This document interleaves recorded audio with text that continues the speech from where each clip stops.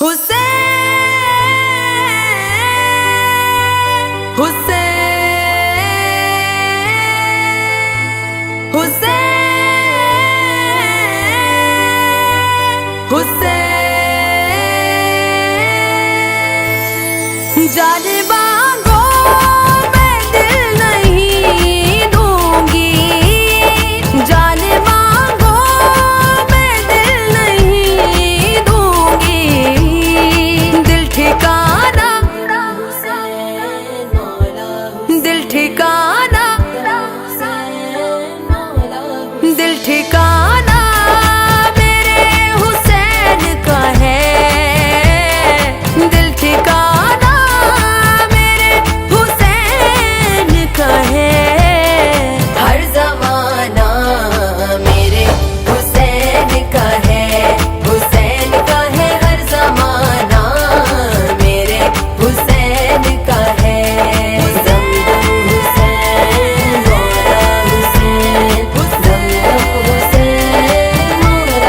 جس کی خاطر یہ کائنات بنی، جس کی خاطر یہ کائنات بنی، ایسا نانا میرے حسین کا ہے، ایسا نانا میرے حسین کا ہے، ہر زمانہ میرے حسین کا ہے، حسین کا ہے ہر زمانہ میرے حسین کا ہے، دم دم حسین مولا حسین۔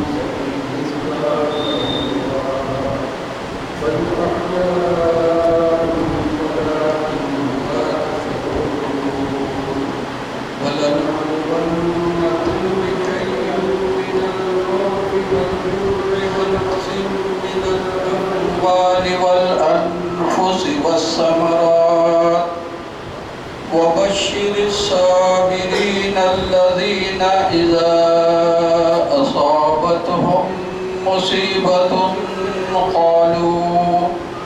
قالوا إنا لله وإنا إليه راجعون أولئك عليهم صلوات من ربهم ورحمة وأولئك هم المهتدون صدق الله مولانا العظيم وصدق رسوله النبي الأمين المتين الكريم ونحن على ذلك من الشاهدين والشاكرين والحمد لله رب العالمين۔ الحمد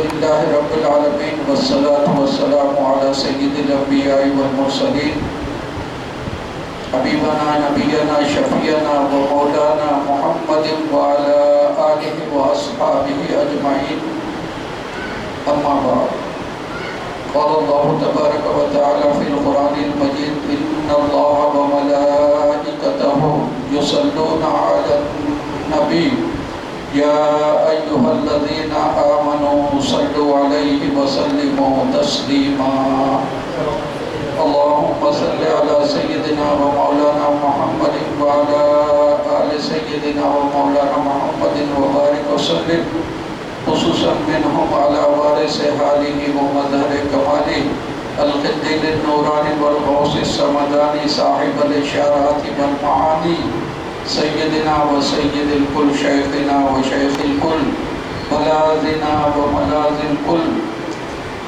الباذل أصحاب أسكى النسب وعلى الحسب أبي محمد محي الدين الشيخ عبد القادر الجيلاني غوث الأعظم دستگیر رضی اللہ تعالی عنہ وارضاه عنا.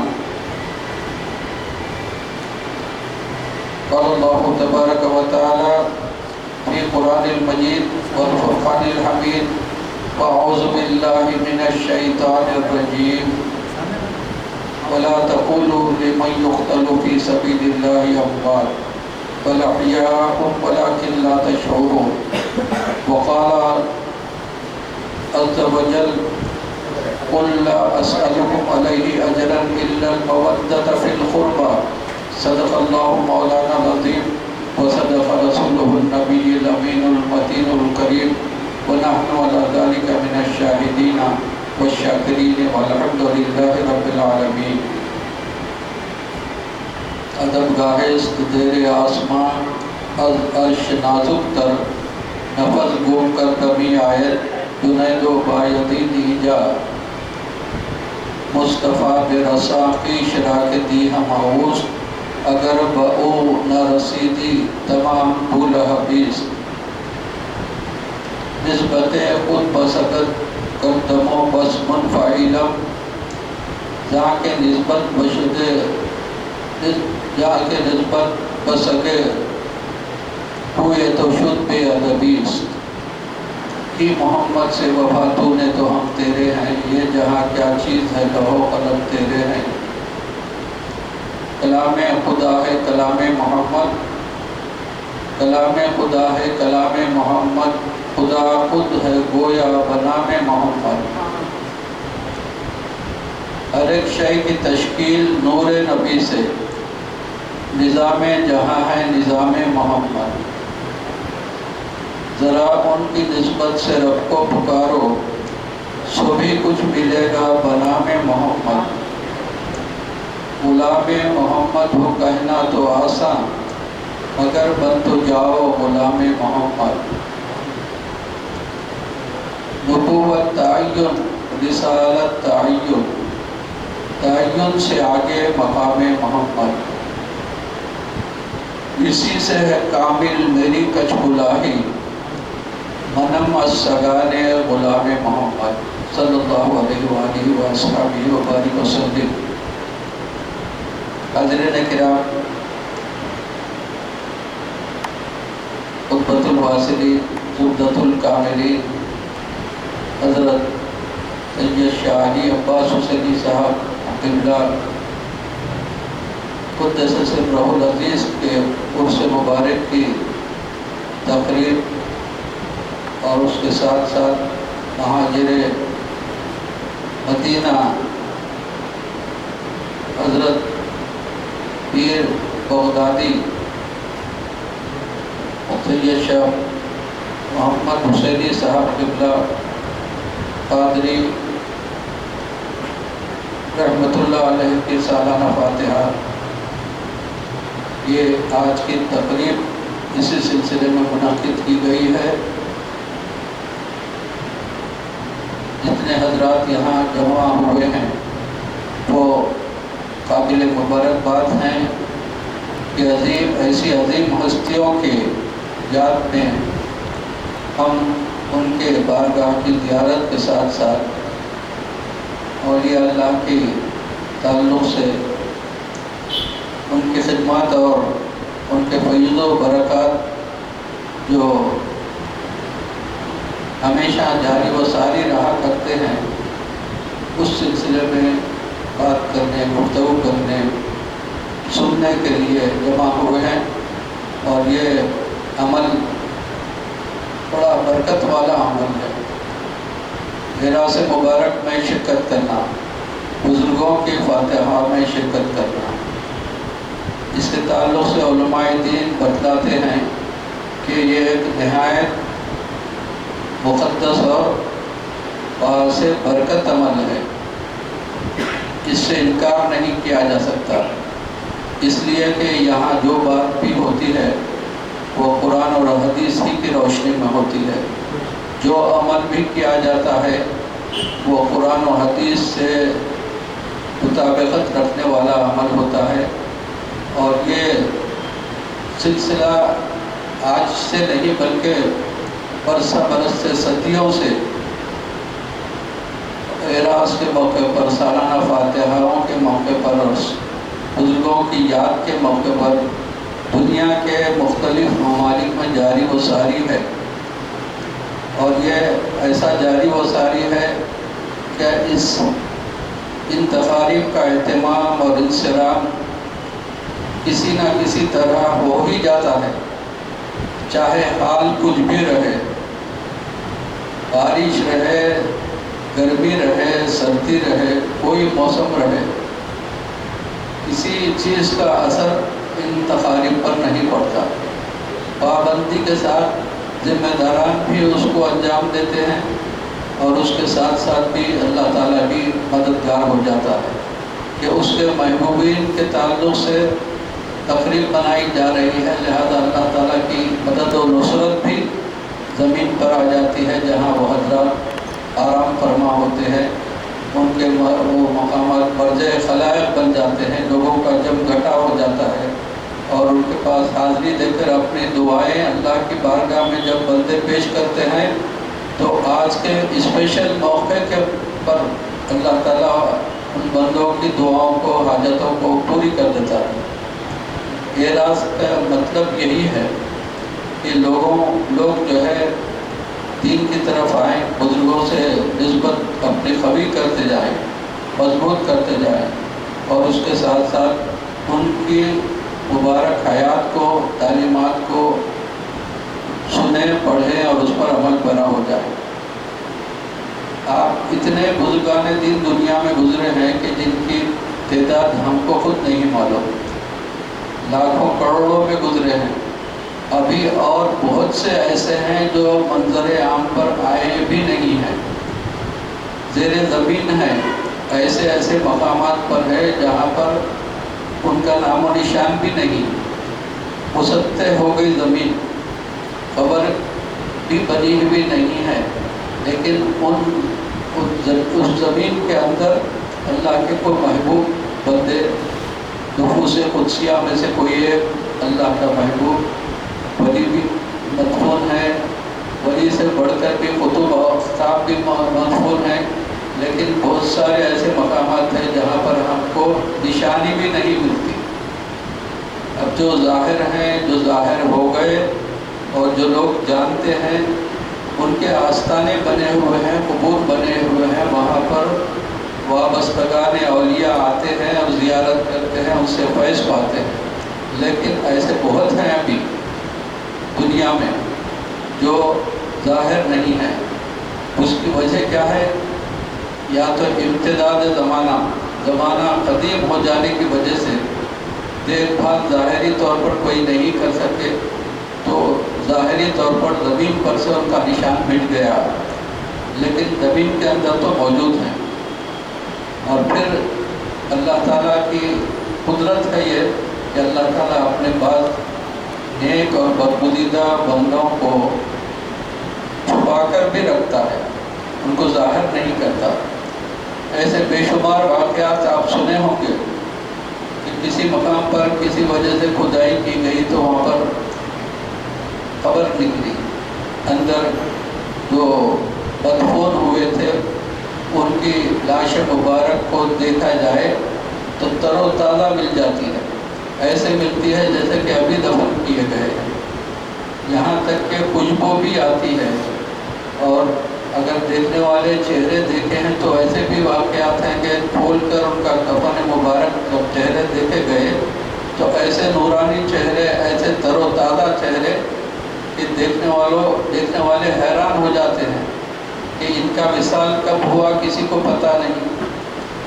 صدیوں پہلے، سالوں پہلے جو انتقال کر گئے تھے ان کے جسم مبارک کو ذرا بھی دھکا نہیں لگا، ان کے کفن پاک کو ذرا بھی دھبا نہیں لگا۔ یہ سب اللہ کی قدرت کے نظارے ہیں۔ اور پھر ایسا بھی ہوا کہ بعض مقامات پر کہ وہ ظاہر ہونے کے بعد ان کی نشانی بنا دی گئی، اور اس کے بعد بعض مقامات پر اللہ کے محبوب بندے ہونے کی وجہ سے جیسے کہ آپ جانتے ہیں کہ ولیوں کے آستانے سے اللہ تعالیٰ بندوں کو فیض علمی اور فیض روحانی پہنچاتا ہے۔ بندہ اللہ کے محبوب بندوں کے جو آستانے ہوتے ہیں، جو بارگاہیں ہوتی ہیں، جو درگاہیں ہوتی ہیں، ان درگاہوں پر اللہ تعالیٰ جب بندے جاتے ہیں، مشتاقان اولیاء کرام کے فیض سے باریاب ہو جاتے ہیں، روحانی پتہ بھی نہیں چلتا کہ آپ کے ساتھ کیا معاملہ کرنے والے ہیں۔ آپ جا کر اپنی دعا اللہ کے حضور پیش کر دیے اور وہ صاحب مدار حضرت جو ہے آپ کی دعا کو اپنی سفارش کے ساتھ اللہ کی بارگاہ میں آگے بڑھا دیتے اور پھر آپ کا کام بن گیا۔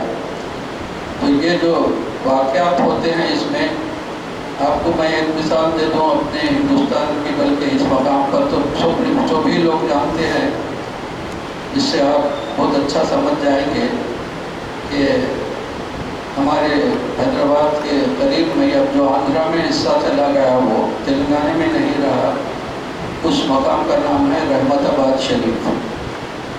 تقریباً ہر مسلمان جانتا ہے رحمت آباد شریف کو۔ وہاں پر بارگاہ ہے، اس کی حضرت خواجہ رحمۃ اللہ شاہ صاحب رحمۃ اللہ علیہ قادری سلسلے کے بزرگ ہیں۔ آپ 40-50 سال پہلے اگر اخبارات اٹھا کر دیکھیں یا کوئی بھی کتاب اٹھا کر دیکھیں تو کہیں بھی آپ کو حضرت کا تذکرہ نہیں ملے گا، کہیں بھی نہیں ملے گا۔ معلوم ہوا کہ وہ پہلے بالکل سفاچٹ میدان تھا، حضرت بھی اسی میدان میں مدفون ہوئے تھے، ان کی مزار بھی سمجھ میں نہیں آتی تھی کہ کس مقام پر ہے، لیکن بعض لوگ جانتے تھے کہ یہ قبرستان ہے، اس میں جو ہے کچھ بڑے لوگ بھی دفن ہیں، تو وہاں جا کر بیٹھ کر جو ہے اپنی حاجات پیش کرتے، اللہ کی بارگاہ میں دعائیں کرتے اور ان بزرگوں کے وسیلے سے قبولیت دعا کی درخواست کرتے اللہ سے۔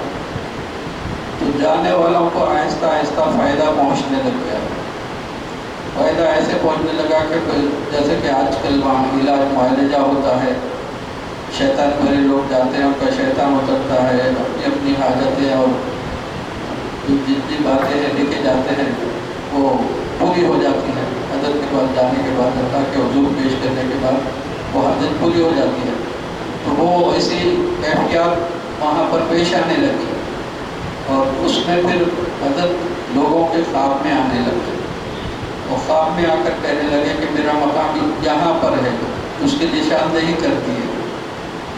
لوگوں کو معلوم ہو گیا کہ رحمت اللہ شاہ صاحب قبلہ رحمۃ اللہ علیہ کی قبر اس مقام پر ہے، اس مقام پر ان کی قبر تعمیر کر دی گئی، اور وہاں سے پھر اطراف میں اور مزید جو ہے تعمیرات ہوئی اور شاندار گنبد بن گئی، اور آپ کا آنن فانن آپ کا نام جو ہے چاروں طرف پھیلنے لگا، اور لوگوں سے یہ کہا جانے لگا کہ وہاں پر لا علاج لوگ جائیں، علاج کر کے واپس آئیں، حاجتیں لے کر جائیں، حاجتیں پوری کر آئیں، اپنی مرادیں جا کر کہیں، اپنی مراد پوری کر لیں۔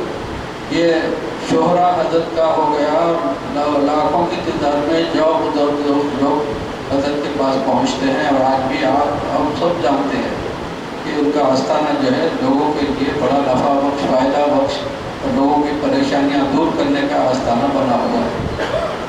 تو اب یہ کیا بات ہے، کیوں ایسا ہوا، اس پہ میں بولنا چاہ رہا ہوں کہ دراصل اولیاء اللہ کی زندگیاں آپ اگر سنے ہوں گے، پڑھے ہوں گے، تو آپ کو اس بات کا برابر علم ہوگا کہ اولیاء اللہ اپنی زندگیوں میں صرف اللہ ہی سے جڑے رہتے تھے، اللہ ہی کی طرف رہتے تھے۔ دنیا کیا چیز ہے ان کو اس کی خبر بھی نہیں ہوتی تھی، بظاہر دنیا میں دکھتے تھے، لیکن وہ ہر وقت ہر لمحہ اللہ کی یاد میں مشغول رہتے تھے، کھانا بھی کھاتے تھے، پانی بھی پیتے تھے، جس طرح آپ اور ہم چلتے پھرتے ہیں، اٹھتے بیٹھتے ہیں، وہ بھی عمل کرتے تھے، لیکن ان کے عمل میں ہمارے عمل میں فرق ہوتا تھا۔ ہم کھاتے پیتے اٹھتے بیٹھتے ہیں، لیکن ہماری عادت کیا ہے، کھانے کے بعد ہم اٹھ جاتے، بہت سے مسلمان ایسے ہیں پانی پینے کے بعد ہٹ جاتے، کھانے کے بعد اٹھ جاتے، لیکن اسلامی تعلیم کیا ہے، کھانے کے بعد اللہ کا شکر ادا کرنا چاہیے، الحمدللہ رب العالمین کہنا چاہیے، اللہم پانی پینے کے بعد، کھانا کھانے کے بعد کی دعائیں بتلائی گئی ہیں، وہ دعائیں پڑھنا چاہیے۔ جو کرتے ہیں وہ قابل تعریف ضرور ہیں، لیکن اکثر و بیشتر دین سے دوری ہونے کی وجہ سے ایسی دعاؤں کی پابندی نہیں کرتے۔ اولیاء اللہ کا کام یہ رہتا تھا کہ ہر وقت جو چیز کرنا ہے وہ برابر وقت پہ کر دیتے تھے۔ کھانے کے بعد کی دعا ہو، یا بیت الخلاء میں جانے کے وقت کی دعا ہو، یا بیت الخلاء سے نکلنے کے وقت کی دعا ہو، یا غسل کرتے وقت کی دعائیں ہوں، یا وضو کرتے وقت کی دعائیں ہوں، کھاتے وقت کی دعائیں، کھانا ختم کرنے کے وقت کی دعائیں، کسی اچھے اور مقدس شخص سے ملاقات ہو گئی تو اس وقت کیا دعا پڑھنی چاہیے، مریض کے پاس گئے تو کیا دعا پڑھنی چاہیے، کوئی مجبور لاچار اور پریشان حال ہے تو اس کو دیکھ کر آپ کو کیا دعا پڑھنی چاہیے، یہ کوئی چیز ہم کو تشنا نہیں رکھی گئی، اللہ اور رسول نے سب سکھلایا۔ تو ان تمام باتوں کی بزرگان دین بدرجہ ادب اس کی جو ہے حفاظت کرتے تھے، اس کو بڑا کرتے تھے، اس کو پورا کرتے تھے۔ تو یہ اللہ سے جڑے رہنے والے ہی کر سکتے ہیں یہ چیز، وہ اس کے پابند رہتے تھے، اور جب بھی پڑھتے تھے تو پورے خلوص اور نیت کے ساتھ، خشوع و خضوع کے ساتھ۔ ہم پڑھنے کی عادت بھی ڈال لیں، دعائیں سیکھ بھی لیں تو ہماری زبان پر کلمے آ جائیں گے، لیکن دل ساتھ نہیں دے گا۔ عادتاً ہم پڑھ دیں گے لیکن ہمارا دل اس وقت ساتھ نہیں رہے گا۔ لیکن بزرگوں کا معاملہ ایسا ہوتا تھا کہ وہ جب بھی کوئی عمل کرتے تو ان کا دل بھی ان کی زبان کے ساتھ رہتا تھا، جس کی وجہ سے ان کی دعاؤں میں تاثیر پیدا ہوتی تھی، اللہ تعالیٰ ان کی دعا کو جلدی قبول کر لیتا تھا۔ تو یہ چیزوں سے وہ حضرات نے زندگی گزاری، اس طرح سے زندگی گزاری، پاکیزہ زندگیاں گزارے، اور اس کے بعد ایسی اللہ کی اطاعت فرما برداری بزرگان دین کرتے رہے کہ اللہ نے جو کہا وہی کریں گے، رسول نے جو سمجھایا وہی کریں گے، اس کے حکم پر چلیں گے، اس کے حکم پر جئیں گے اور اس کے حکم پر مریں گے۔ یہ جو ہے اولیاء اللہ کی زندگی کا مختصر میں آپ کو خاکہ دے رہا ہوں۔ ہر وقت اللہ کے اور رسول کے حکم کی تابعداری کرتے تھے، اس کے بغیر کچھ نہیں کرتے تھے۔ تو وہ اپنی اس کو عادت ثانیہ بنا کے تھے۔ ان کی عادتوں میں ایک عادت بزرگوں کی یہ بھی رہتی تھی کہ جو کام ہے وہ اللہ کے مرضی کے مطابق کرنا، اس کے خلاف نہیں کرنا۔ اب ان کا ایسے بزرگ کا انتقال ہو گیا۔ انتقال ہونے کے بعد ظاہری دنیا سے تو پردہ کر گئے، اب ان کو زیر زمین کر دیا گیا، قبر میں پہنچا دیا گیا۔ تو یہ اولیاء اللہ جو ہوتے ہیں اللہ کے محبوبین، وہ ان کے مرتبے کے اعتبار سے اللہ تعالیٰ ان کو قبر میں بھی رکھتا ہے، سب کی طرح نہیں، عام مسلمان کی طرح نہیں۔ آپ بہت جگہ سنے ہوں گے کہ اولیاء اللہ جو ہے قبر میں زندہ رہتے ہیں، قرآن بھی شاہد ہے۔ اللہ کے ولیوں کو موت نہیں آتی، صرف چولا بدلتے ہو، کسی نے کہا کروڑ بدلتے، اس دنیا سے اس دنیا میں چلے جاتے ہیں، لیکن قبر میں وہ برابر زندہ رہتے ہیں۔ سانس نہیں چلتی، ان کا جسم کام نہیں کرتا، لیکن پڑے رہتے خاموش۔ اور وہ اللہ تعالیٰ ویسے ولیوں کو جو ان کی تابعداری میں پوری زندگی گزارتی ہے، تو قبر میں بھی اللہ تعالیٰ ان کے اوپر حکم نازل کرتا جاتا ہے کہ تم زمین پر رہ کر بندگان خدا کی بہت خدمت کرے۔ پریشان حال آیا کوئی تو اس کی پریشانی دور کرتی ہے، بیمار آیا تو اس کو شفا پہنچاتی ہے، جو حاجت لے کے آتا آپ کے پاس اس کی حاجت کو آپ پورا کیا کرتے تھے، میرے حکم کے مطابق کرتے تھے۔ لہذا قبر میں میرے حکم کے انتظار میں رہو، جب میں حکم دوں گا تو تم قبر سے بھی اپنی یہ حاجتیں پوری کرنے والے بن جاؤ۔ تو اللہ کا جب حکم ہوتا ہے اس وقت اللہ تعالیٰ اس بندے کو اپنا فیض جاری کرنے کے جو ہے صلاحیت عطا کرتا، حکم دیتا ہے۔ تو حضرت خواجہ رحمۃ اللہ علیہ کا بھی معاملہ ایسے ہی برسہ برس زمین میں پڑے رہے، ان کا فیض جاری نہیں ہوا، لیکن اللہ کا جب حکم آ گیا فیض جاری کرنے کا تو اللہ تعالیٰ نے ظاہری دنیا کے حالات ویسے بنائے، لوگوں کو ان کے قریب پہنچایا، بیٹھنے والوں کو ان کا فیوز پہنچا دیا، ان سے فائدہ پہنچا دیا، پھر ان کو خواب میں بھجایا، پھر اپنی جگہ بتلایا، اس جگہ پر ان کی مزار شریف تعمیر کی گئی، تو وہاں سے پھر ایک نہیں، دو نہیں، ہزار نہیں، لاکھوں لوگوں کو فیض پہنچنے لگ گئے۔ یہ سب اللہ ہی کی طرف سے ہوتا ہے۔ کوئی بھی بزرگ اپنی طرف سے آپ کو فیض نہیں پہنچاتا، اللہ کا حکم ملنے پر وہ فیض پہنچاتا ہے، کیونکہ ان کی زندگی کی یہی عادت رہی، اللہ کی مرضی سے خلاف نہیں کرتے رہے زندگی بھر میں، تو زیر زمین جانے کے بعد بھی اللہ کی مرضی کے خلاف نہیں کرتے، وہ ان کو عادت ہو گئی۔ اس کی مثال آپ کو میں کیا دوں، جیسے کہ حدیث شریف میں رسول کریم صلی اللہ علیہ وسلم نے ارشاد فرمایا کہ جو جیسا جیے گا ویسا مرے گا، اور جیسا مرے گا ویسا اٹھے گا۔ یہ حدیث شریف ہے۔ اس کا مطلب کیا ہے؟ اگر نیکوکار آدمی ہے، اللہ والا ہے، نیکیوں میں زندگی بسر کرنے کی عادت کر لے، تو اس بندے کے لیے مرتے وقت کلمہ پڑھنا نصیب ہو جاتا ہے، اس کی نیکیوں کی عادت کی وجہ سے۔ وہ اللہ کو یاد کر کے ہی مرے گا، جب تک نہیں مرتا ہو۔ جیسا جیو گے ویسا مرو گے، تو یہ نظارہ، اور پھر جیسا مرو گے ویسا اٹھو گے۔ اب وہ بندہ جو اللہ کی یاد میں مرا، اللہ کا نام لے کر روح پرواز ہو گئی اس کی، اس کے بعد زمین میں جانے کے بعد بھی وہ یاد الہی میں مشغول رہتا ہے، یاد الہی میں مشغول رہتا ہے، وہاں بھی اس کی وہ عادت نہیں چھوٹتی۔ اس کا بھی ثبوت میں بتلا دو۔ حدیث شریف میں رسول کریم صلی اللہ علیہ وسلم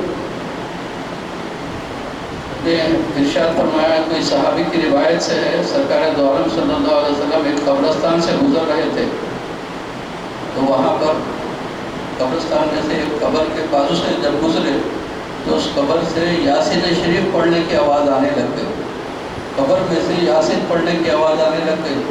صحابہ کرام بھی تھے، سرکار بھی تھے، ٹھہر گئے، سب حیرت سے دیکھنے لگے، اور پھر سوال کیا گیا رسول کریم صلی اللہ علیہ وسلم سے کہ یہ کیا معاملہ ہے؟ خبر ہے انسان ختم ہو گیا، موت آ گئی اس کو، قبر میں چلے گیا، لیکن اندر سے یاسین شریف کی آواز آ رہی ہے جیسے کہ کوئی زندہ آدمی پڑھتا ہے، کہ کیا معاملہ ہے؟ تو سرکار نے ارشاد فرمایا، ہاں یہ معاملہ سچ ہے، یقیناً اندر والا یاسین شریف پڑھ رہا ہے۔ وہ کیسے پڑھ رہا ہے میں بتلاتا ہوں۔ سرکار دو عالم صلی اللہ علیہ وسلم نے ارشاد فرمایا کہ یہ بندہ زندگی میں قرآن شریف کی تلاوت بہت زیادہ کرتا تھا، اور اس میں بھی سب سے زیادہ یاسین شریف پڑھا کرتا تھا۔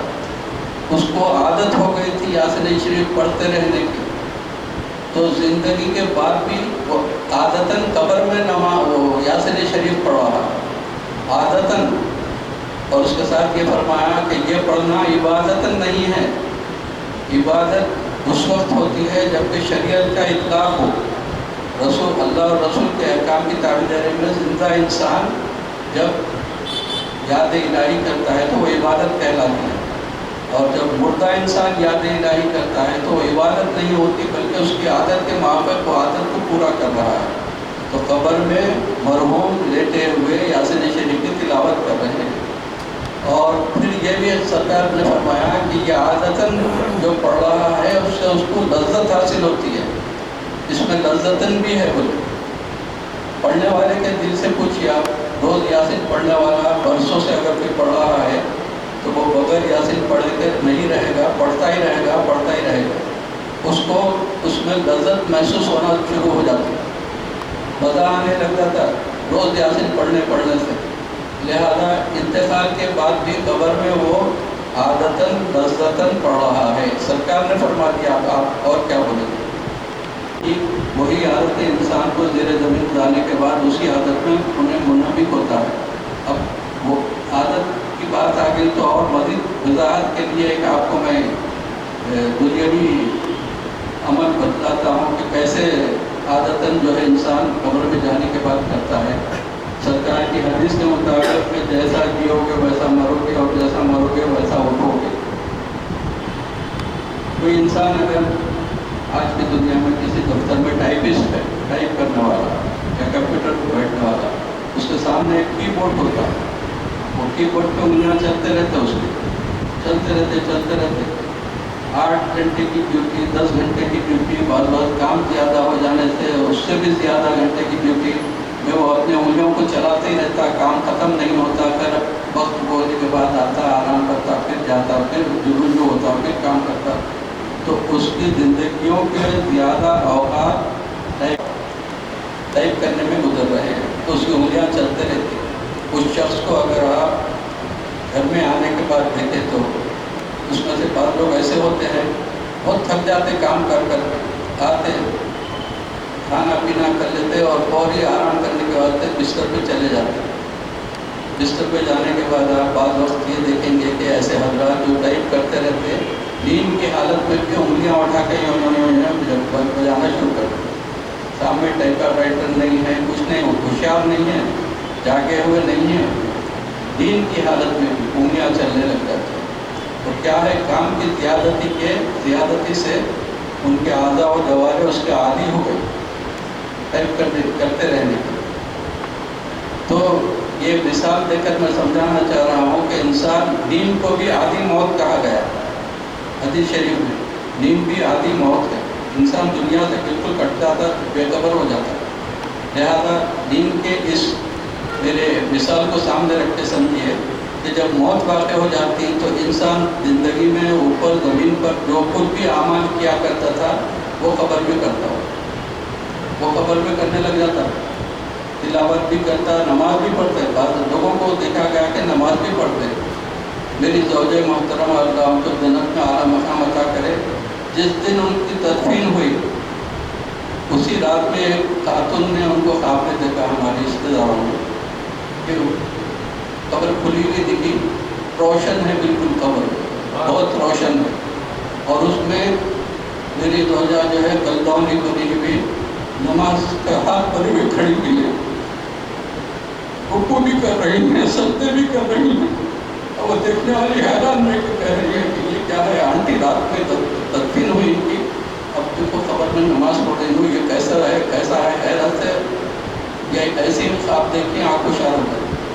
اس کو نہیں معلوم تھا انتقال ہوا، تدفین ہوئی، اتنا معلوم تھا. دوسرے دن صبح مجھے فون کر کہنے لگی کہ بڑا خوش قسمت ہے، آنٹی ہمارے نماز پڑھتی رہی، دیکھی میں ان کو خبر میں رات میں ہی احساس تھا، تفصیل سنا. تو آپ یقین مانیے کہ یہ اللہ کی طرف سے بہت بڑا انعام مل گیا ان کو. اور تھی بھی زندگی میں ویسی ہی وہ بہت ہی عبادت گزار تھے. ہمیشہ نمازوں کی پابندی اور قرآن شریف کی تلاوت، دو ہی مشغلے تھے. اپنے گھر کے کام کے بعد یہی کیا کرتی تھی. تو وہ عمل انہوں قبر میں برابر انجام دی ہے جو میں نے آپ کے سامنے ابھی مثالیں دے کر کہا سرکار کی حدیث کے مطابق. تو اوپر کی زندگی زمین کی زندگی اصل زندگی ہے بھی نہیں. اصل زندگی تو وہ ہے جو انسان قبر میں جانے کے بعد شروع ہوتی ہے، وہاں سے آخرت تک کی جو زندگی ہے وہ اصل زندگی ہے. لہذا زمینی زندگی پر ہم اپنے عادات کو سنوارتے ہوئے چلیں، بناتے ہوئے چلیں، ایسی عادتیں سیکھیں جو اللہ اور رسول جس سے خوش ہوتا ہے. دولت مند ہے تو زیادہ سے زیادہ خیرات کرتا رہے، اس کی یہ نیکی اس کے لیے کام آئے. عبادتوں میں زیادہ وقت صرف کرنا، زبان کو قابو میں رکھنا، بے جا باتیں نہیں کرنا، اس کی وجہ سے پھر قبر میں مصیبت ہو جاتی ہے بندے کے لیے. زبان پہ اس کے وہی آئے گا جو زمین پہ کیا انہیں. گالی دینے کی عادت رہی ہمیشہ، گالیاں دینے کی، تو قبر میں جانے کے بعد بھی نعوذ باللہ من ذالک، خدا ایسا نہ کرے، گالیاں ہی بکتے رہے گا. تو اپنی عادت کو اچھی بنانا یہ تو آپ سبھی جانتے ہیں. ہر گھر میں بڑے سمجھاتے ہیں کہ بچے اچھی عادتوں کے حامل ہونا چاہیے، ان کو ویسی تربیت دینا چاہیے. تو اس کے لیے دین کی طرف اگر آ جائیں تو دین آپ کو ہر اچھی عادت سکھلاتا ہے، ہر اچھی عادت بتلاتا ہے، اس پہ کاربن ہو جانا چاہیے. میرے اور مثال ذہن میں آ گئی، میرے دادا حضرت قبلہ، دادا پیر قبلہ، ان کی عادت شریفہ کیا تھی؟ بہت اچھی ہستی تھی، بڑی ہستی تھی، علم بڑا اچھا تھا ان کا، بہت لوگ احترام کرتے تھے. شہر حیدرآباد میں ان کی جو قبر و منزل تھی، ان کی ایک عادت شریفہ یہ تھی کہ انہوں ہر 2-4 منٹ کے بعد الا اللہ کا نعرہ مارتے. الا اللہ، بس ایک ہی لفظ ہوتے تھے، الا اللہ. ہر دو چار منٹ کے بعد، صبح سے شام تک، شام سے صبح تک، رات میں بھی ان کے یہ اللہ کے نعرے چلا کرتے تھے۔ ہم چھوٹے تھے تو نیند میں اٹھنے کے بعد ان کی آواز سنتے تھے تو والد سے پوچھتے تھے یہ دادا جو ہے ایسا سوتے نہیں کیا، نیند نہیں آتی ان کو، یہ نعرے مارتے رہتے، کیا بات ہے بول کے پوچھتے تھے تو والد ہمارے بولتے تھے تمہارے سمجھ میں ابھی نہیں آئیں گے، بڑے ہوئے بات سب سمجھ میں آئیں گے۔ وہ ان کی عادت ہے، وہ ایسا کرتے رہتے، بس اتنا بولتے ہم کو خاموش کرتے تھے۔ لیکن جب حضرت کا وصال کا وقت آیا، وصال کا وقت آیا تو زبان جب تک چلتی رہی آپ کی اللہ کے نعرے آپ برابر فریش ہونے کے باوجود بستر پر برابر بولتے رہتے، لیکن ہوتے ہوتے دھیمی ہوتے ہوتے آواز حضرت جو ہے رضا کی کیفیت میں آ گئے، ایسی کیفیت میں آ گئے کہ اس پر عام طور پر بولا جاتا کہ اب دنیا میں نہیں رہنے والے ہیں، جانے والے ہیں، ویسی کیفیت میں خاموش رہے۔ اب لوگ پریشان ہوتے ہیں، گھر والے جا کے ڈاکٹروں کو بلا کے لا چکی دے حضرت ہے یا نہیں ہے، ڈاکٹر صاحب آئے آ کے چیک کیا، نفس کو پکڑ کے دیکھے، جیسا طریقہ ہے ہاتھ پکڑ کے نفس چل رہی ہے یا نہیں چل رہی، زندہ ہے یا نہیں۔ تو نفس جو ہے مفقود ہے، نہیں ہے نفس، جیسا انسان انتقال کر جانے کے بعد نفس رک جاتی انسان کی، بھاگتی رہتی، صبح ختم ہو جاتی، وہ ختم ہو گئی۔ تو ڈاکٹر نے کہا نہیں یہاں تو نہیں ہے، پھر اس کے ساتھ ہی اسٹیتھوسکوپ لگا کے یا دل پہ لگا کر دیکھ کے آتا ہے کہ قلب چل رہا ہے کیا۔ یہ دو چیزیں چیک کر لینے کے بعد ڈیسائیڈ کرتے ڈاکٹر سے، اسٹیتھوسکوپ لگا کے جب دیکھے تو دھڑک برابر چل رہا، نفس نہیں چل رہا ہے، قلب چل رہا ہے۔ اب ڈاکٹر ہو کے پریشانی ہے، تو ہمارے قاعدے تھے بالکل الٹی بات ہے، چلے تو دونوں چلتے، رکے تو دونوں رکتے، مگر یہاں تو معاملہ ایک چل رہا ہے ایک رکا ہوا ہے، یہ کیا معاملہ ہے؟ ایک نہیں دو نہیں، آدھے گھنٹے تک پھر دوسرے بڑے ڈاکٹر کو بلائے، وہ بھی چیک کرا، دونوں پریشان ہو کے بولنے لگے کہ ہم کچھ نہ کہہ سکتے اس معاملے میں، حضرت سب سے تو زندہ ہے، یہ نفس ان کا مفقود ہے، نظر نہیں آ رہا ہے، تو بولنے سے قاصر ہے، ان کے کیا ہو گیا۔ تو ہمارے بزرگ جو کھڑے تھے، میرے والد صاحب تایا صاحب بولے پوچھنے لگے بھائی آپ کی ڈاکٹری کیا بولتی ہے، آپ بولیے، کیونکہ ایسے کیسز تو ہم آپ کو آج تک کبھی ملے نہیں، ہم کچھ نہیں بول سکتے۔ تو میرے والد صاحب بولنے لگے آپ کو سمجھ میں نہیں آئے گی وہ بات، میں سمجھاتا ہوں۔ حضرت جو ہے ذاکر الہی رہتے تھے، ہمیشہ اللہ کے نعرے مارا کرتے تھے۔ سرکار دو عالم صلی اللہ علیہ وسلم کا ارشاد ہے جو اللہ کو یاد کرنے والا بندہ، سدا یاد کرنے والا بندہ، ہمیشہ یاد کرنے والا بندہ ہوتا ہے، اس کا قلب نہیں مرتا۔ سرکار کا ارشاد دیکھیے آپ، اس کی جو ہے اس کا روشن ثبوت ہمارے دادا کی مثال کی بات ہے، اس کا قلب ہرگز نہیں مرتا، اس کی نظیر ہے یہ۔ حضرت جو ہے دنیا سے گزر گئے لیکن قلب نہیں مرا ہے، وہ قلب زندہ ہی ہے۔ کیا کرنا چاہیے؟ تو پھر سب کچھ طرح کا فیصلہ کیا کہ چلیے تجدید و تکفین کا کام کر دیں گے، نماز جنازہ پڑھا دیں گے، سب انتظامات ہو گئے۔ حضرت کو مسجد لے گئے، پھر دوسرا صبح جنازے کی نماز کا وقت آیا۔ جنازے کی نماز پڑھانے والے جو ہے حضرت علامہ میرے ماموں صاحب کا یہ شیخ احمد صاحب ستاری کامل، وہ مشہور شاعر ہوئے، ہمارے والد صاحب نے ان سے خواہش کی کہ آپ پڑھائیے نماز، کیونکہ حضرت ان کو بہت چاہتے تھے۔ تو حالانکہ ماموں صاحب ہمارے والد صاحب جانشین تھے، ہمارے دادا کے، بولے آپ پڑھانا آپ کا کام ہے، بابا بولے نہیں آپ پڑھاؤ، سب اللہ کی طرف سے ہوتا ہے۔ آ کے کھڑے ہوئے نماز جنازہ کے لیے، 4 تکبیرات کہتے ہیں اللہ اکبر اللہ اکبر کے نا، چاروں تکبیرات ہو گئے، مسجد بھری ہوئی، شہر حیدرآباد کے مفتیان اعظام بھی ہیں، مشائخین کرام بھی ہیں، بڑے بڑے لوگ جمع ہیں نماز میں۔ ویسی نماز میں کامل شکر صاحب اللہ تکبیرات کے بعد جب سلام پھیرنے کے لیے اپنی چہرے کو سیدھی طرف پلٹا ہے تو کیا بولتے ہیں سلام میں؟ السلام علیکم ورحمۃ اللہ، یہی بولتے نا۔ تو حضرت نے کیا کہا؟ اللہ السلام علیکم ورحمۃ اللہ۔ تو ان کو احساس ہوا کہ میں اللہ کا اضافہ کر دیا، لہذا دوسری طرف نہیں بولنا چاہیے. دوسری طرف پلٹ کے ارادتاً اللہ بھی بولنا چاہے تو ارادتاً السلام علیکم ورحمۃ اللہ بولنا چاہے بھی تو نہ بول سکے جب بھی اللہ السلام علیکم ورحمۃ اللہ دو وقت بھی بول کے نماز ختم. لوگوں میں کلبلی میں کہ یہ کیسا سلام ہے. وہ جتنے نظامیہ کے بڑے مفتی حضرات کے ان سب کے سامنے فوری مسئلہ پیش ہوا کیا کرنا چاہیے.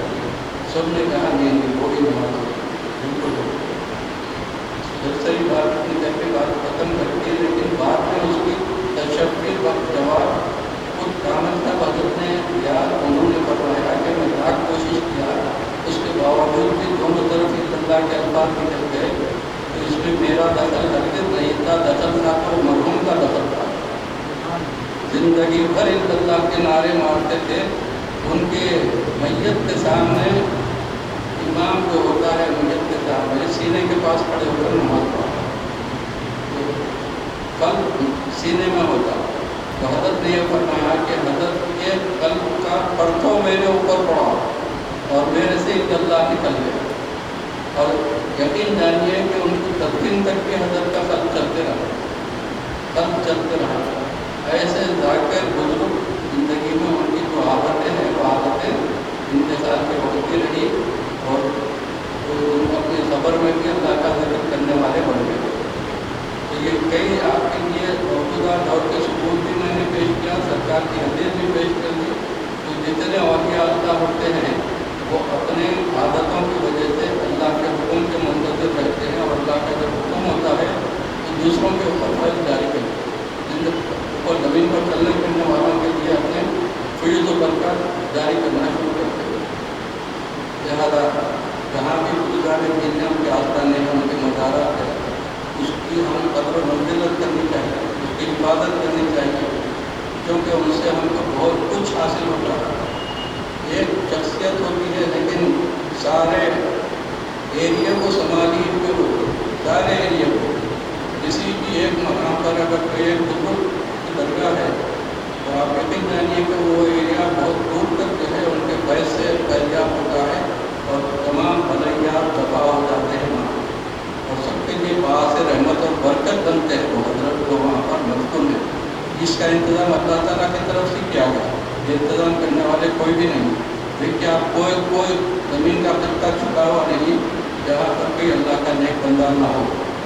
وہ برابر کہیں نہ کوئی بزرگ کی درگاہ دنیا بھر میں آپ کہیں بھی جائیں مل جائے گی. کہیں تو سینکڑوں ملیں گے. آپ جیسے مقدس مقامات کو ہم جاتے ہیں, بخاری شریف جاتے ہیں, شام کربلا, نجف اشرف, قادریہ شریف, ان کے مقامات پر تو سینکڑوں ہیں. ایک سے بڑھ کر ایک بزرگ ہے. وہاں پر جانا, ان کی زیارت کرنا تو آپ پوچھیے مت کیا کیا ڈھونڈ کے لا سکتے. وہاں سے ہر چیز مل سکتی ہے. ایسے بڑے بڑے اکابر اللہ کے محبوبین وہاں پر آرام فرما رہے ہیں. تو ہر طرف جو ہے ایسے حضرات کو اللہ تعالیٰ نے رکھا ہے کہ انسانوں کی خدمت زمین پر رہنے کی تحقیق کرنا ان کے لیے اللہ نے ان کی خدمت میں نہیں رکھا, بلکہ دنیا سے گزرنے کے بعد بھی وہ انسانوں کی خدمت میں لگے رہتے ہیں. پھر کمال یہ ہے کہ مسلمان کی خدمت نہیں کرتے وہ لوگ. ان کے مزارات پر, ان کے آستانوں پر غیر مسلم بھی جاتے ہیں. انسانیت کی خدمت کرنے والے لوگ رہتے ہیں. یہ نہیں دیکھتے کہ یہ مسلمان ہے, یہ غیر مسلم ہے. وہ انسان کی خدمت کرنا چاہتے تھے. زندگی میں بھی انسان ہی کی خدمت کرتے رہتے. دیکھیے آج کل تو اللہ کے نیک بندوں کے پاس مسلمان بھی جاتے ہیں, غیر مسلم بھی جاتے ہیں. ان کو بھی فیض ملتا ہے, ان کو بھی فیض ملتا ہے. اس کی وجہ کیا؟ ان کے دل کی کیفیت, ان کا اعتقاد, ان کا عقیدہ بھید بھاؤ کر نہیں رہتا. یہ بھید بھاؤ ہے جو مسلم ہے, جو ہندو ہے, مسلمان ہے, یہ سب بیکار کرتے ہیں. سب حضرت آدم کی اولاد ہے. ہندو ہو, عیسائی ہو, سکھ ہو, کوئی بھی ہو, سب حضرت آدم کی اولاد ہے. اور آدم علیہ السلام ہمارے باوا ہیں, اور نہ صرف باوا ہے بلکہ نبی ہے, پیغمبر ہے. تو جتنے بھی غیر مسلم ہیں وہ بھی پیغمبر کی اولاد ہے. لیکن یہ ان کی بدقسمتی ہے کہ ان کو دین نہیں ملا, دین اسلام نہیں ملا. دوسری روش اختیار کر لیے وہ لوگ, اپنے نئے دین کو نکال دیا, اپنے نئے مذاہب کو نکال دیا. بتوں کی پوجا کرنے لگے, بدر والا کیا ہے, اعتقاد پیدا ہو گئی. یہ بات کی بات ہے, لیکن ہے تو سب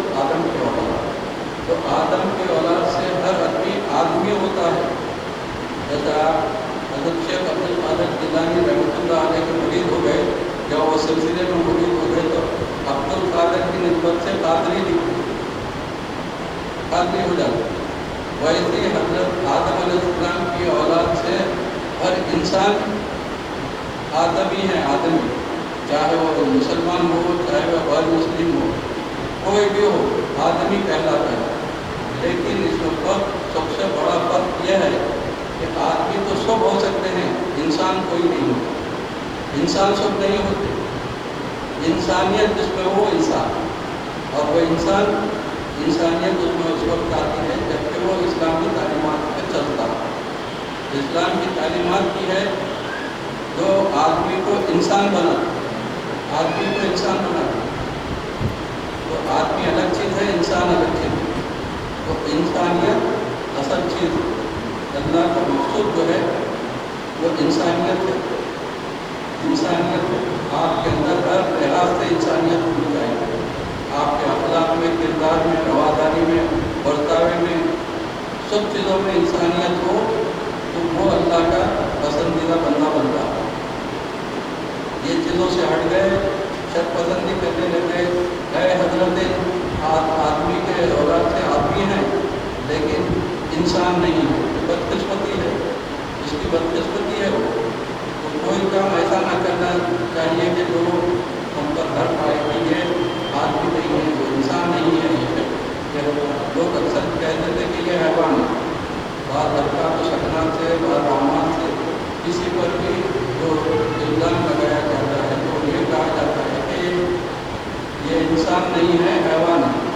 तो वो कब लगाया जाता है? जब उसके अंदर इंसानियत की कैफियत या इंसानियत का औसाफ ना हो, अखलाक वैसे ना हो, कोई ऐसा अमल कर गया हो जिसकी वजह से उसको अर्थ किया जा रहा है कि ये हैवान है। दीन इस्लाम हमको इंसान बनाता है और वो इंसान बनने के वास्ते तालीम में इल्म हासिल करना, और इल्म के साथ साथ खाली इनसे इंसान नहीं बनता, इल्म के साथ सोहबत अख्तियार। किसकी सोहबत अख्तियार करना? जो इंसान है उनकी सोहबत अख्तियार करना। ऐसों की नहीं कि पता है इंसान है लेकिन उनके अंदर इंसानियत नहीं है, ऐसों की सोहबत में नहीं रहना। और दुनिया में सबसे बड़े इंसान और कामिल इंसान तो हुज़ूर अकरम सल्लल्लाहु अलैहि वसल्लम के नाम है। आपके जैसा कामिल इंसान दुनिया में कोई और हुआ ही नहीं। आप कामिल इंसान थे, मुकम्मल इंसान थे। एक इंसान में जो जो चीज़ों की ज़रूरत होती है वो भी बदल के असल सबसे आला दर्जे में वो चीज़ आप रखते थे कि आप कामिल इंसान कहते हैं। इसीलिए आपकी तालीम जो है दूसरों के लिए नफ़ा बख्श तालीम है, फ़ायदेमंद तालीम है, दुनिया के लिए भी फ़ायदेमंद, आखिरत के लिए भी फ़ायदेमंद। रसूल करीम सल्लल्लाहु अलैहि वसल्लम के दीन के ये प्रचार करने वाले, आगे बढ़ाने वाले, तबलीग करने वाले, आदमियों को इंसान बनाने वाले, अच्छी बातें सिखाने वाले और भी अल्लाह की ज़ात है। अल्लाह ने दो ग्रोह पैदा किए, दो ग्रोह, एक ग्रोह उलमा का, दूसरा ग्रोह औलिया का। उलमा किराम जो है वो क्या है? तालीम देते, किताबों से तालीम देते, मदरसों में तालीम देते, जामियात में तालीम देते। ये उलमाए दीन है, इनको उलमाए दीन कहा जाता है। लेकिन औलिया अल्लाह क्या होते हैं? उनको भी हुक्म दिया गया कि पहले मदरसे की तालीम हासिल करो, पहले आलिम बनो, जितना इल्म हासिल करो जो तुम्हारे लिए ज़िंदगी गुजारने के लिए ज़रूरी है, कम अज़ कम इतना इल्म हासिल करो। फिर उसके बाद औलिया अल्लाह क्या तालीम देते? खानकाहों में, अपने बैठकों में, अपने साथ अपने बैठने में लोगों को वो लोग जो सिखलाते बातें हो गए आपके बातिन को संभाल। तालीम से तो हम ज़ाहिर संभाल ले सकते हैं लेकिन बातिन को संभालने की तालीम सिर्फ औलिया अल्लाह ही देते हैं। इसलिए देते हैं कि उसमें वो महारत रखते हैं, वो अपने ऊपर उसके तजुर्बे करके उसमें महारत हासिल हो जाती है तो वो फिर दूसरों को सिखाते हैं। जैसे कि आप वक्त तो बताए पढ़ने देते, आपकी तबीयत, आपके हालात के अतबार से क्या चीज़ पढ़ना है जिससे आपको फ़ायदा पहुँचेगा, वो खुद बताते, अपने कुछ पूछे बता और भी अल्लाह बता। उसका ताल्लुक क़ल्ब से है, बातिन से है। तो बातिन के अंदर वो कैफियत पैदा होने के बाद आपका काम बन जाता है। ظاہر کی تعلیم اور علماء دین کی تعلیم، یہ دو پر اس کی مثال بڑے لوگوں نے یہ دی کہ جیسے پرندہ اڑنے کے لیے دو پنکھ ضروری ہوتے ہیں، دو پر ضروری ہوتے ہیں، ویسے ایک علماء دین دوسرے جو ہے صوفیاء کرام، تب کہیں جا کے بندہ جو ہے اپنے مقامات کو بلند درجے پہ پہنچا سکتا ہے۔ یہ دونوں چیزیں ہونی چاہیے۔ صرف تعلیم ظاہری حاصل کر لے کے بیٹھانا نہ کافی، تعلیم باطنی کی ضروری ہے، اس لیے قرآن میں حکم ہے تعلیم باطنی کا، یہ بھی اختیار کرو۔ یہ اولیاء اللہ سے ہوتی ہے باطنی تعلیم، آپ کے دل کو پاک کرنا، آپ کے ذہن کو پاک کرنا، آپ کے عمل کو پاک کرنا۔ ظاہر میں نماز پڑھے لیکن ہم شاید کبھی کہیں اور پڑھے، مسلح پر کھڑے ہوئے ہیں، زبان برابر کر رہے ہیں، سورہ فاتحہ بھی ہے، دوسرے سورے بھی پڑھے جا رہے ہیں، سب ہے برابر کر رہے ہیں آپ حکم کے مطابق، لیکن دل ساتھ نہیں ہے، دماغ ساتھ نہیں ہے، کہیں اور ہے، ایسی نماز پوری نماز اس کا حضرت اللہ بدل کرے تو مل جائے، ورنہ اسلام میں تو اس کے نماز آتا ہے السلام رسول کریم صلی اللہ علیہ وسلم نے ارشاد فرمایا کہ نماز پڑھو تو ایسا پڑھو کہ دنیا و معافی سے بے خبر ہو جاؤ، آپ کہاں کھڑے ہیں خود آپ کو خبر نہ ہو، اور کوئی وعدہ کر کے کہتے آپ اتنی وجہ تو وجہ کی ضرورت مطلب سماوات وغیرہ حکم گمانا میں اس کے معنی یہی ہے اللہ میں آپ کی خدمت میں حاضر ہو رہا ہوں، عبادت کے لیے نماز کے لیے اپنا توجہ کرتا ہوں کعبہ شریف کی طرف اور آپ کی نماز پڑھ رہا ہوں، وعدہ کرے آپ کے لیے پڑھو، آپ کی طرف توجہ کر کے پڑھو، وعدہ ہوا نہیں ہوا، اس وعدے کو آپ قطار باندھتے بھول جاتے، اب اس کی طرف نہیں رہتے، نماز سے سورہ فاتحہ چل رہے، گرنی پہ کبھی میڈیکل ہال پہ کبھی دواخانے میں کبھی مدد چل رہے، نماز بھی جا رہے، ایسا نہیں دل جمعی کے ساتھ نماز پڑھنا، خوشو و خضوع کے ساتھ نماز پڑھنا، یہ عبادت اصلی عبادت ہے، یہ بزرگان دین ایسی عبادت کرتے، یہ لوگوں کی عبادت ایسی ہی ہوتی تھی، اس کے کئی واقعات ہیں، شروع سے آخر تک ہر لوگوں کے کئی واقعات ہیں عبادتوں میں، ان لوگوں نے کیا کیا کیا۔ حضرت امام جعفر صادق امام زین العابدین رضی اللہ تعالیٰ عنہ جو بہت زیادہ عبادت کیا کرتے، جس کی وجہ سے آپ کا کتاب سید الساجدین ہوا، سجدے کرنے والوں کے سردار حضرت امام زین العابدین ایک وقت نماز ادا کروا رہے تھے تو آپ کا خاتم بازو بیٹھا ہوا تھا، آپ مسجد میں نماز ادا کروا رہے، عشاء کی نماز ہے، رات کا وقت ہے، اس زمانے میں آری بھکت بھائیدہ نہیں تھے، محمد چراغ کرتے تھے، جھوپڑی کے جیسے گھر رہتے تھے، بس اسی مقام پہ آپ نماز پڑھ رہے تھے تو اوپر سے چھت پہ سے ایک سانپ کر کا آپ کے گھونڈے کو حضرت زین العابدین رضی اللہ عنہ اور نیچے اترا، یہ پیر سے نیچے اترا، دوسرے پیر پہ چڑھا، پھر یہ کندھے پہ آیا، پھر ادھر آ کے جو ہے پھر نیچے اتر کے چلے گئے، صرف پھیرا لگا کے گیا، بسا نہیں، کاٹا نہیں، تکلیف نہیں پہنچا۔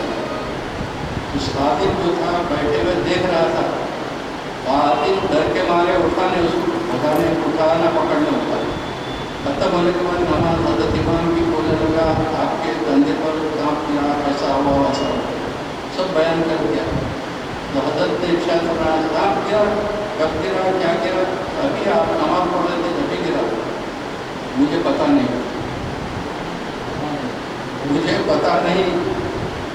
دیکھیے آپ نماز پڑھ رہے تھے، اس وجہ کہہ رہا ہوں نماز ایسی ہو کہ کوئی چیز آپ کے اوپر کاٹنے والی آئے، کچھ بھی آئے، لیکن اس کی خبر تک نہیں حضرت، مجھے پتہ نہیں۔ اور حضرت علی شریف خدا رضی اللہ تعالیٰ نے جنگ میں ان کے پیر میں تیر چبھ گئی، اتنی گہری چکی کہ اس کو نکالنے جاتے تو آپ کو بہت تکلیف محسوس ہوتی، آپ منع فرماتے، بتی کا لوگ تکلیف ہو رہی، 2-3 دن ہو گئے وہ نکلتی نہیں، تو پھر سرکار دوران صلی اللہ علیہ وسلم نے بارگاہ میں صحابہ کرام جا کر کہنے لگے علی کے پیر میں تیر چبھا ہوا ہے، نکالنے کی کوشش کر رہے ہیں تو نکالنے نہیں دے رہے، تکلیف کا اظہار کر رہے ہیں۔ سرکار نے ارشاد فرمایا ایسا کرو جب علی نماز کو ٹھہر جائیں گے دیکھتے رہو، جیسے ہی نماز میں ٹھہر گئے تو قریب جاؤ، جا کر جو وہ دیر کھینچ لو۔ اب دیکھو آپ سرکار نے کیسے کیسے لوگوں کو کیا کیا کیفیت کے حامل ہے، ان کو سب معلوم تھا، کون کیسی نماز پڑھتے، کون کیسا روزہ رکھتے، اس کو سب خبر سرکار کو تھی۔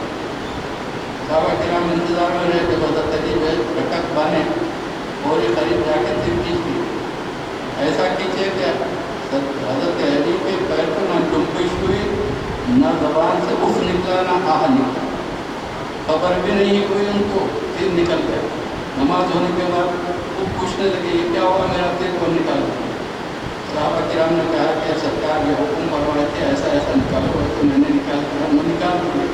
تو آپ نے ارشاد فرمایا مجھے خبر ہی نہیں ہوئی، مجھے خبر ہی نہیں ہوئی۔ اس کو بولتے نماز، ایسی نمازیں پڑھنا چاہیے، ایسا ہی اعمال کرنا چاہیے۔ خالی نماز کی مثال دے رہا ہوں میں، ہمارے نماز بھی ویسے ہونا، روزہ بھی ویسے ہونا، ہر نیک عمل ایسا ہونا کہ بالکل محبت میں ڈوب کر اللہ کی رضا کے لیے جو بھی عمل کرے اللہ کی رضا کے لیے، اللہ کی خوشنودی کے لیے، ہماری جتنی عبادتیں ہیں کرنے کا جو حکم ہے اس کا لباب یہی ہے کہ ہم جو کریں نیک عمل عبادت سے لے کر ہمارے صالحہ جو بھی مستحب اعمال تک سب اللہ کو خوش کرنے، اللہ کو راضی کرنے کے لیے کرنا ہے، اور اس سے ہٹ کر کچھ بھی نہیں۔ تو یہ اور اللہ کی عبادت ہے، زندگی ایسی گزری، اسی لیے اللہ تعالیٰ نے قرآن مجید میں ان لوگوں کے لیے الفاظ استعمال کیے، رضی اللہ عنہ و رضوا عنہ۔ کیا معنی اس کا؟ اللہ تعالیٰ ان سے راضی ہوا، وہ اللہ سے راضی ہے۔ ان کی عبادتیں، ان کا ایک ایک عمل اللہ کو راضی کرنے کے لیے تھا، تو اللہ تعالیٰ نے اس کا ثبوت بھی قرآن میں پیش کر دیا کہ نیک اعمال کرنے والے لوگ ایسے ہیں، ان الذین آمنوا وعملوا الصالحات اولئک هم خیر البریہ جزاؤہم عند ربہم جنات عدن تجری من تحتہا الانہار خالدین فیہا ابدا رضی اللہ عنہم ورضوا عنہ ذلک لمن خشی ربہ۔ پوری تاریخ اور توصیف کے آیات کریمہ ہے اور کیا کہتا ہے، تو ان کی رضا کے لیے وہ لوگ عمل کیا، اللہ تعالیٰ نے فرمایا کہ میں ایسے لوگوں سے راضی ہو گیا، اسی لیے رضی اللہ عنہ و رضوا عنہ کا تمغہ کتاب دے رہا ہوں۔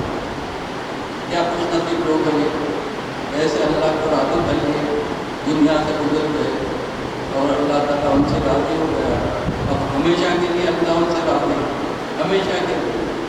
پھر وہ اللہ کی رضا حاصل کرنے کے بعد پھر ان کے بازاروں پر بندے آ کے اللہ کی رضا مانگتے ہیں، ان کے تبسم سے، ان کے وسیلے سے۔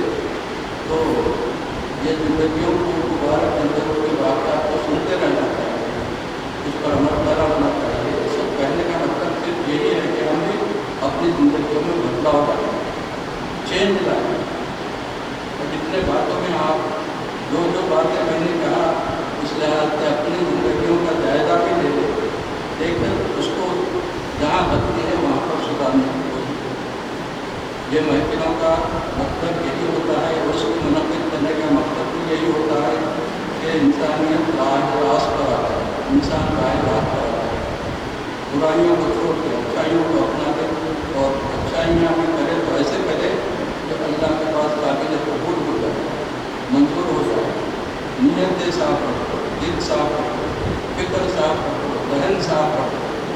یہ سب صفائیوں کی ضرورت ہے، یہ زمانے میں بہت ضرورت ہے۔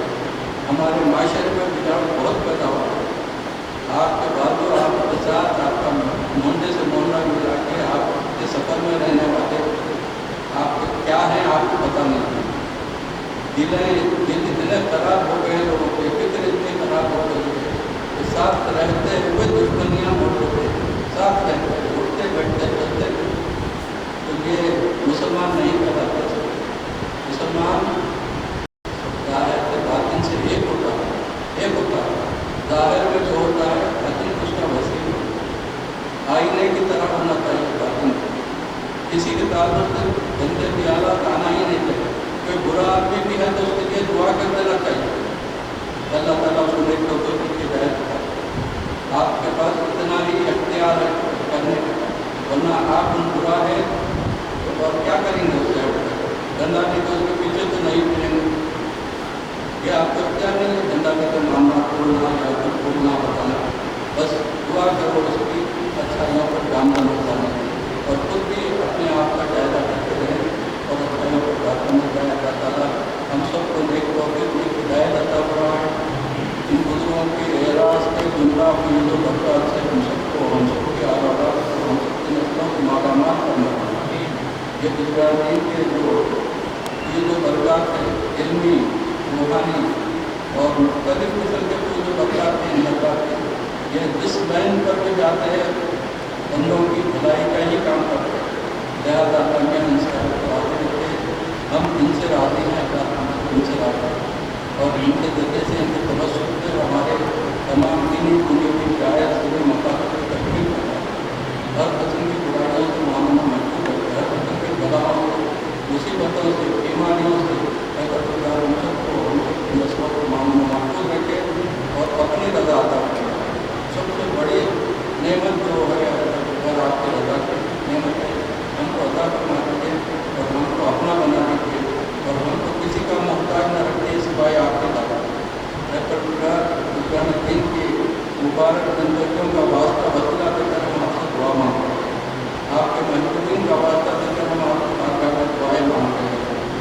शहदाए करबला का वास्ता है, जयकार का वास्ता, सहाबा किराम का वास्ता और ईरान निज़ाम का वास्ता, ईरान पे मुसरात मुस्तकीर का वास्ता, जुमला औलिया अल्लाह का वास्ता है और साहिब उर्स हज़रत अली अब्बास हुसैनी साहब फिक्रा का वास्ता, हज़रत सैयद मोहम्मद हुसैनी पीर बुखारी साहब फिक्रा का वास्ता, जुमला हमारे ईरान निज़ाम का वास्ता है। ऐसी ऐसी हस्तियों का वास्ता हम आपकी बारगाह में लेकर आए हैं जिनसे आप हमेशा खुश रहते हैं, राज़ी रहते हैं। हमारी दुआओं को इनके सदक़े में कबूल करना, हमारे मामलात को इनके सदक़े में हल करना, हमारी परेशानियों को इन हज़रात के सदक़े में दूर करना, हमको मुबारक और मसूद ज़िंदगी अता फरमाइए जिससे आप खुश होते हो और फिर हमको जब तक दुनिया में रखिएगा तो अपना बनाकर रखिएगा और आपके वक्त में हमारा खात्मा तो मिलकर खात्मा हो, ऐसा खात्मा हो कि हमारा ईमान हमारे दिल में जमा रहे, ज़बान से ला इलाहा इल्लल्लाह हम पढ़ते रहें और जब जनाब मोहम्मद रसूलुल्लाह का नाम पढ़े तो रसूल करीम सल्लल्लाहु अलैहि वसल्लम का दीदार हम करवाएं, उनको हम देख लें। उसके बाद हमारे दिलों पर बात करता है खबर के हशर के हर किस्म के अज़ाब से हम सबको मामला महफूज रखिएगा और क़यामत के दिन उनसे नरमी का मामला बताइए, नरमी का मामला बताइए, रसूल करीम सल्लल्लाहु अलैहि वसल्लम के गुलामों में उठाइए और उनकी शिफाअत हमको नसीब फरमाइए और जितने मरहूमीन मुसलमान मौत इंतजार उन सबकी मग़फ़िरत फरमाइए, उनके गुनाहों को माफ़ फरमाइए, उनके कब्रों को रोशन फरमाइए, उनके कब्रों को ठंडक से मामूर फरमाइए, उनके कब्रों को इतना राहत सामानियों के साथ कुशादा फरमा दीजिए कि जन्नतुल फिरदौस के गोशे बना और क़यामत तक के लिए उनको राहत सामानियों के साथ रखकर उन सब की मग़फ़िरत फरमाकर जन्नतुल फिरदौस को जगह अता फरमाइए। रसूल करीम को हज़रत मोहम्मद मुस्तफ़ा सल्लल्लाहु अलैहि वसल्लम के गुलामों बांदियों में सब कुछ शामिल फरमाइए और उनकी माइयत अता फरमाइए। वाखिर दावाना या नबी सलाम अलैका, या रसूल सलाम अलैका, या हबीब सलाम अलैका, या रसूल अल्लाह सलावतुल्लाह अलैका, या नबी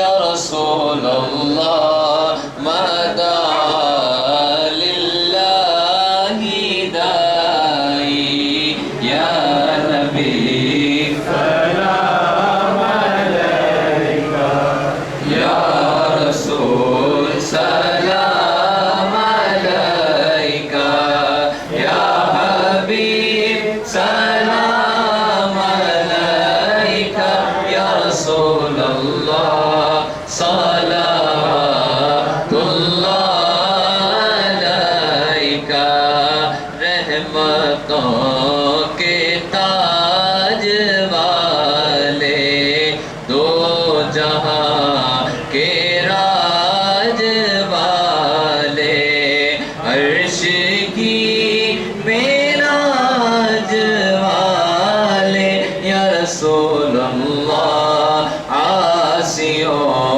کی لاج والے یا نبی سلام علیکہ یا رسول سلام علیکہ یا حبیب سلام علیکہ یا رسول اللہ صلوات اللہ علیکہ صدقہ دو مولا علی کا صدقہ دو ماں فاطمہ کا صدقہ دو حسن حسین کا صدقہ دو غوث الورا کا صدقہ دو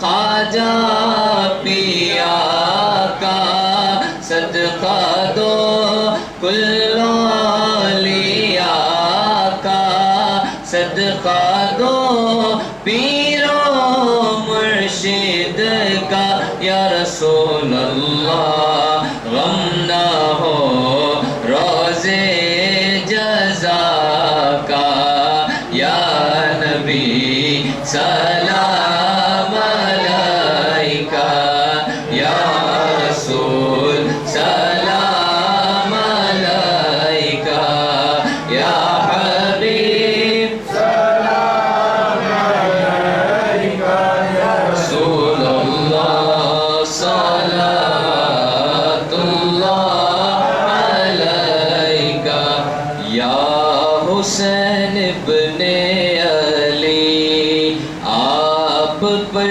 لاکھوں سلام آپ ہیں آل نبی آپ پر لاکھوں سلام یا حسین ابن علی آپ پر لاکھوں سلام آپ ہیں آل نبی آپ پر لاکھوں سلام راستے بھی بند کیے پانی بھی روکا گیا آہرے یہ سنگ دلی آپ پر لاکھوں سلام یا حسین ابن علی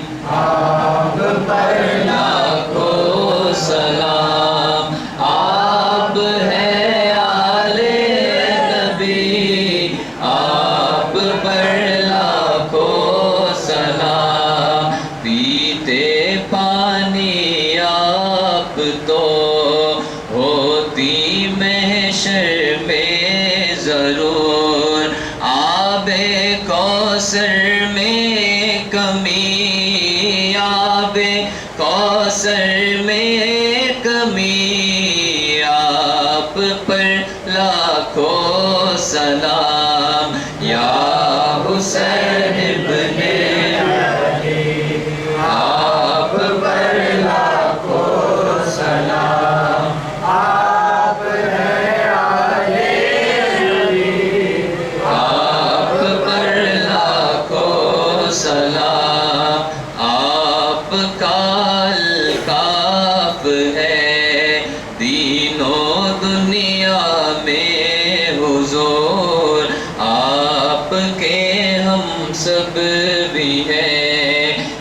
تینوں دنیا میں حضور آپ نہ بھولیں کبھی، آپ نہ بھولیں کبھی، آپ پر لاکھوں سلام یا حسین ابن علی، آپ پر لاکھوں سلام، آپ ہیں علی نبی، آپ پر لاکھوں سلام۔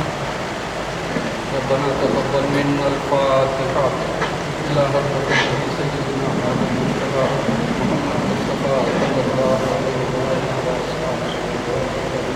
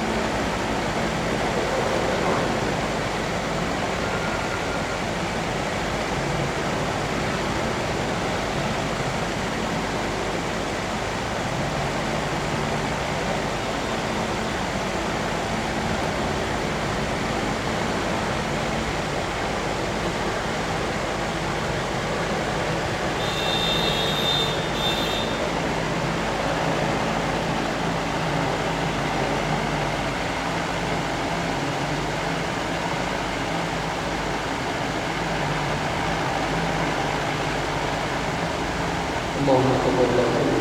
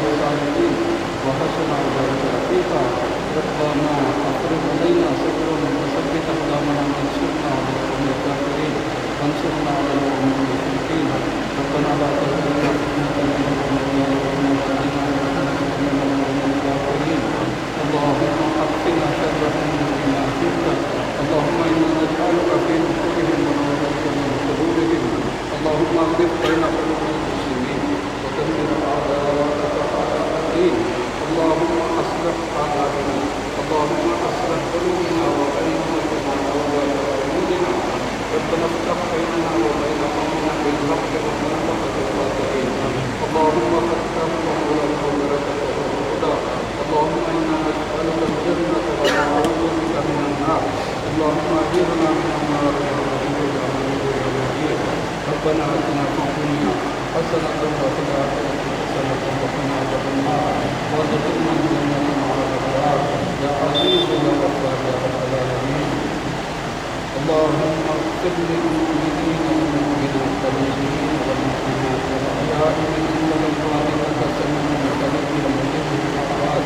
لقمة الرزق بها فاطمة المصطفى والمرتضى فاطمة إلهي بحق شهادة المعروف کرتی نگہداری کے آپ اٹھائے کرتے کہ دربان